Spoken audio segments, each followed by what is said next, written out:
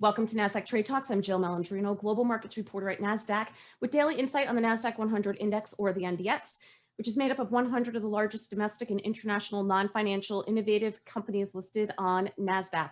The NDX has been the barometer for U.S. large cap growth and also one of the best performing indexes over the last decade and a half, not to mention one of the most liquid index ecosystems in the world. Joining me this Thursday afternoon, Joyce, Managing Director with Nasdaq's Market Intelligence Desk, for an update on technical levels to watch in the Nasdaq-100. And Brian, let's take a look at some of your charts. You are at the helm here. Yeah, absolutely. So we had a bit of a sell-off yesterday. It was the worst daily decline. We were down 2.8% in the NDX.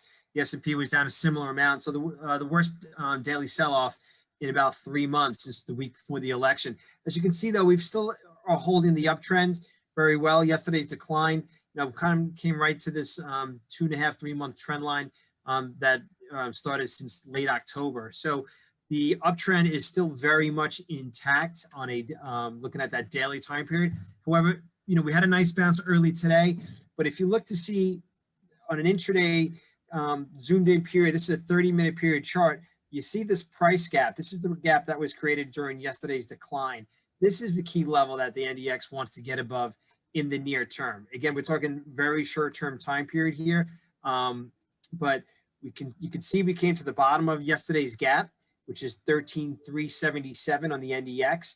Got a little bit above it today, and now we're rolling back over. But this zone right here, 13,377 up to 13,490, that's the key level I think that the NDX needs to get back above to kind of say, all right, this little pullback is now over with.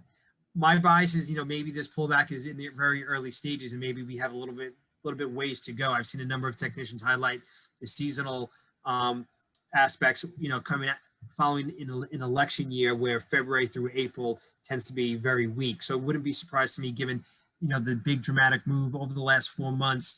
The smaller cap indices are up 40, 50%.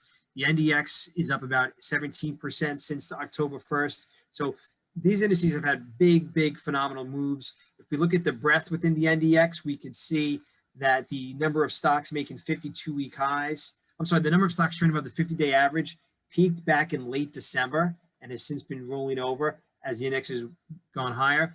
And the number of stocks making 52-week highs peaked also back in the first week of January. And that is beginning to dip down as well. So minor breadth divergences, nothing to be too alarmed about, but I think something that maybe argues that we could potentially be in for deeper pullback. If we break this rising trend line, those prior highs from back in August, which we kind of oscillated around back in the fall, in November, December, maybe that's where we go. If we were to say reach those levels from here, be about another 6 to 7% to the downside.